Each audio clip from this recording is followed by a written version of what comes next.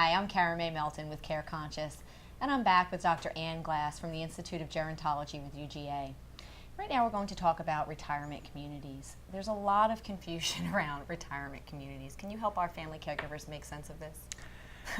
Yes, it really is a confusing topic because that term is thrown about quite a bit. And once I actually started looking at the literature on this, there isn't really a clear definition. So based on what I've examined in the research and all, I would put a definition of retirement communities as it is a community that is planned for older people. Okay. Someone in the household has to meet some sort of age restriction, like 50, 55, whatever. Mm-hmm. People move there, they relocate, that's part of it. Okay.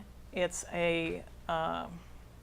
built so that it has boundaries. You know, you can clearly differentiate this is the community. Okay. It could be vertical, it could be an apartment building, or it could be detached housing, but there's some kind of geographic boundaries. Mm-hmm. The majority of people are at least semi-retired or retired.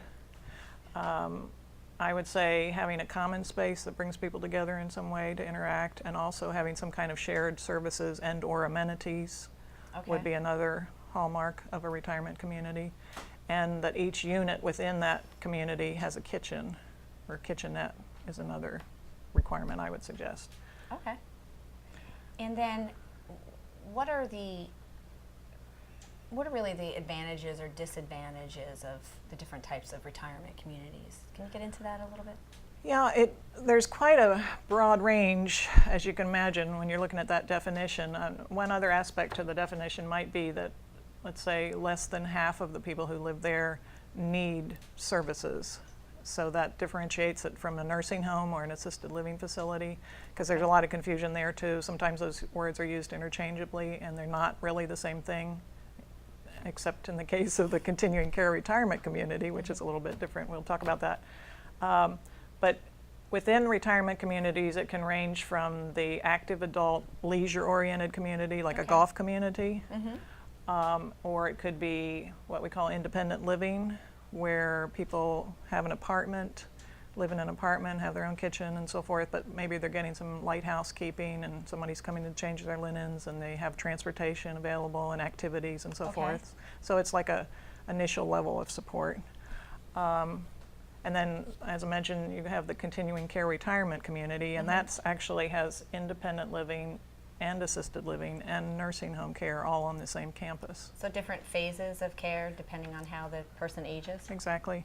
Okay. And that has some advantages for some people, because if your spouse, for example, if you and your spouse move in and one of you starts to need more help, you could be living in assisted living or the nursing home level, and it's still easy for you to go visit. You know, you don't have to go get in the car and drive to go see your spouse in the nursing home, that kind of thing.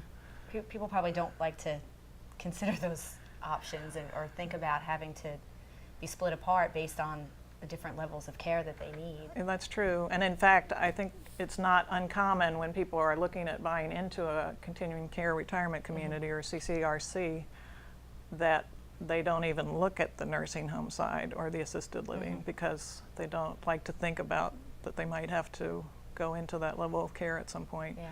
But I would encourage you, if you, as a family caregiver or an older person, are looking at these options, you should look at what the nursing home side is like, because the care you might ultimately end up getting there could be the most important aspect of your whole stay. Sure, so that is a really good tip for family caregivers, to be proactive in that and help their loved ones consider all of the facets of the community.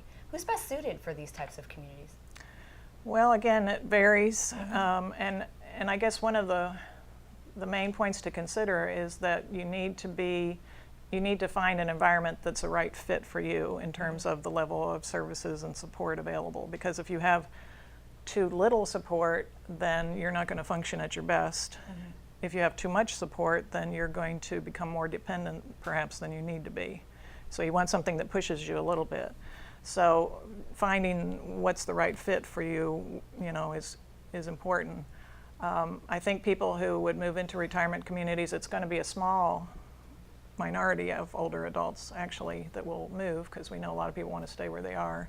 But somebody who is getting lonely, doesn't want to have the upkeep of their big house, ready to downsize, wants to be able to enjoy some of the activities and get, have some new friends. Good. And I'm sure that there are a lot of different considerations, and throughout the Care Conscious website and the different resources that we'll provide, family caregivers can get a lot more in-depth information and the considerations for helping their loved one find the right retirement community. Thank you so much, and thanks for watching.